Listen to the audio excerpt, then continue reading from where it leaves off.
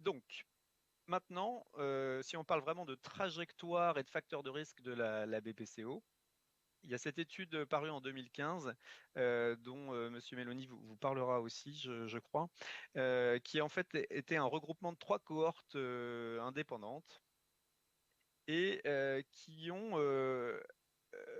montré que jusqu'à 50% des BPCO dans ces trois cohortes, et ça a été confirmé dans d'autres données mondiales, pourraient être liés à un développement pulmonaire anormal.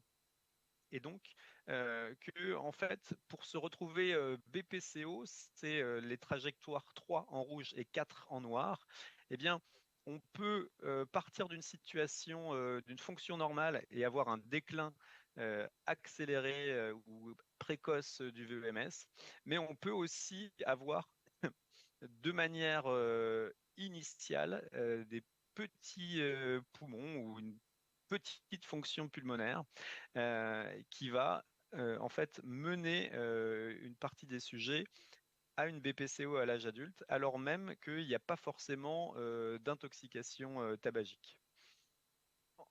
Je vais revenir sur ces notions sur la diapositive suivante. Et donc, on est passé d'un paradigme où on imaginait que à l'âge adulte, on avait un pic fonctionnel normal à 100% de la valeur théorique, et puis un déclin progressif, et puis que si on fumait, en fait, on accélérait le déclin du VMS et on entrait dans la maladie. Et en fait, évidemment, on a fini par se rendre compte que c'était beaucoup plus complexe et que on a des trajectoires fonctionnelles qui sont prédéterminées déjà d'un point de vue génétique et puis qui vont être influencées par tout un tas de facteurs. Et donc, vous voyez que la trajectoire normale, c'est celle qui est en verte, qui est au milieu. Mais on peut avoir une trajectoire qui est supranormale, soit parce qu'on a de manière physiologique des grands volumes pulmonaires, soit parce qu'on va en fait passer d'une trajectoire normale à une trajectoire supranormale. On peut aussi changer son couloir.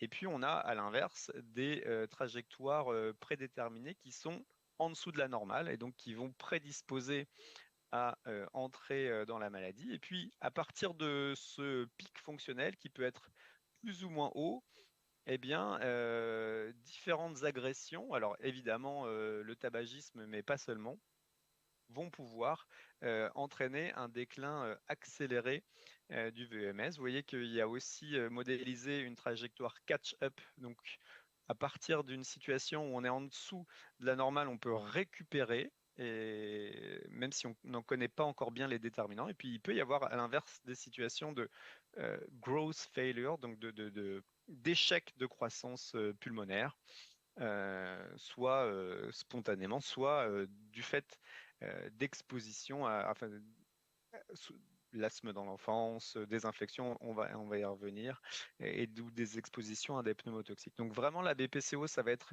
une maladie multifactorielle qui va faire se rencontrer des prédispositions, enfin un terrain avec des prédispositions génétiques et tout un tas de facteurs environnementaux qui peuvent être et le déclin du VMS n'est pas le seul facteur qui peut conduire à la survenue d'une BPCO.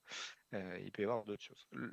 L'autre élément, c'est qu'un pic fonctionnel bas est associé non seulement à la survenue de BPCO, comme je le disais, mais aussi à la survenue de comorbidités respiratoires, cardiovasculaires, métaboliques, qui vont survenir de manière plus précoce et une mortalité plus importante.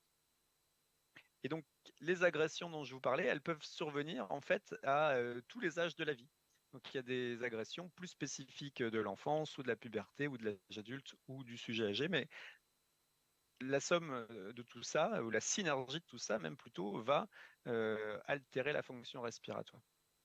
Donc, un bon exemple de trajectoire, c'est la Tasmanian Longitudinal Health Study. Donc, dans cette étude, il y a eu un suivi longitudinal de 2438 sujets depuis 1968 qui ont, à qui on proposait de faire des spirométries à 7 ans, 13 ans, 18 ans, 45 ans, 50 ans et 53 ans. Et pour être inclus dans ce travail précisément, il fallait au moins la spirométrique de 7 ans et 53 ans.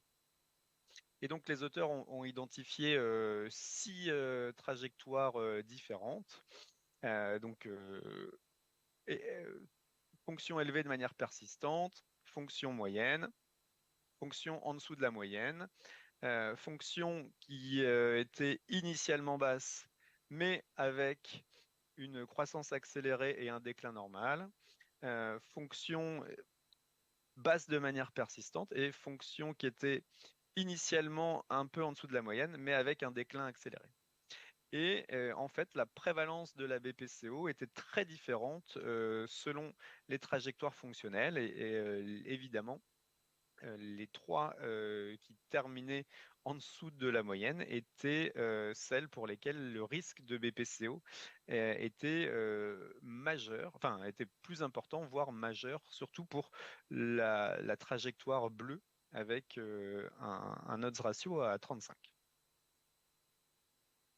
Donc ça, c'est une liste déjà fournie, mais pas totalement exhaustive des facteurs de risque de BPCO. Et donc, c'est